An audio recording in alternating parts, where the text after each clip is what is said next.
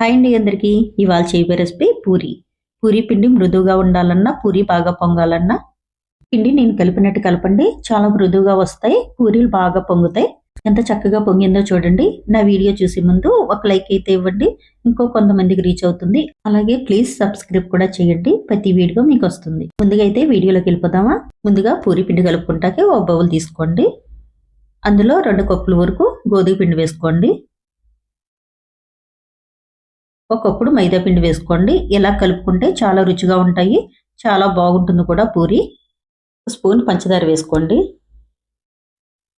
కొద్దిగా వంట సోడా, తగినంత సాల్ట్ వేసుకున్నాక మొత్తం కలిసేటట్టు కలుపుకోండి. పూరి పిండి కలిపాక మృదువుగా ఉండాలంటే పిండిలో వాటర్ వేడి చేసుకుని వేసుకోవాలి. వాటర్ అలా వేడి చేసుకుని వేస్తే పిండి చాలా స్మూత్గా ఉంటుంది.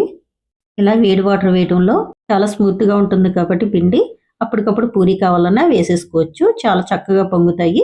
లేకపోతే ఒక 5 నిమిషాలు అలా పక్కన పెట్టేసి పూరి వేసుకోండి. ఒకసారి వాటర్ వేయకుండా కొద్ది కొద్దిగా వాటర్ వేసుకుంటూ ఇలా పిండి ముద్ద ఇలా కలుపుకోండి. పిండి కలిపేసుకున్నాక ఒక 5 నిమిషాల నుంచి కొద్ది కొద్దిగా తీసుకుని ఇలా రౌండ్గా చేసుకోండి. పూరి ఒత్తుకుంటాకి ఈ సైజులో చేసుకుని పక్కన పెట్టుకోండి. స్టవ్ ఆన్ చేసి స్టవ్ మీద ఒక కడాయి పెట్టుకుని తగినంత ఆయిల్ వేసి ఆయిల్ కాగుతుండగా పూరి ఒత్తుకునేటప్పుడు పొడిపిండి వేయకండి. పొడిపిండి వేస్తే ఆయిల్ నిండా గసి కింద అయిపోయి పూరి కూడా కలర్ మారుతుంది. అందుకు ఆయిల్ రస్కిన్ చేసుకోండి. పూరి అయితే ఇలా రౌండ్గా ఒత్తుకోండి. ఒత్తేసుకున్నాక ఆయిల్ కాగాక ఆ ఆయిల్లో వేసుకోండి. బాగా సిమ్ముల్లోనూ కాకుండా హైలోనూ కాకుండా మీడియం మంట మీద పెట్టి పూరి వేసుకోవాలి.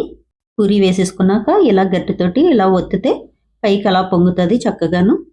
పూరి పొంగాక ఆ సైడ్ కూడా తిరగబెట్టుకోవాలి. పిండి కలిపినప్పుడు పంచదార వేయటంలో ఇలా గోల్డెన్ కలర్లో వస్తుంది పూరి. కనవ పూరీలు కూడా వేసేసుకోండి.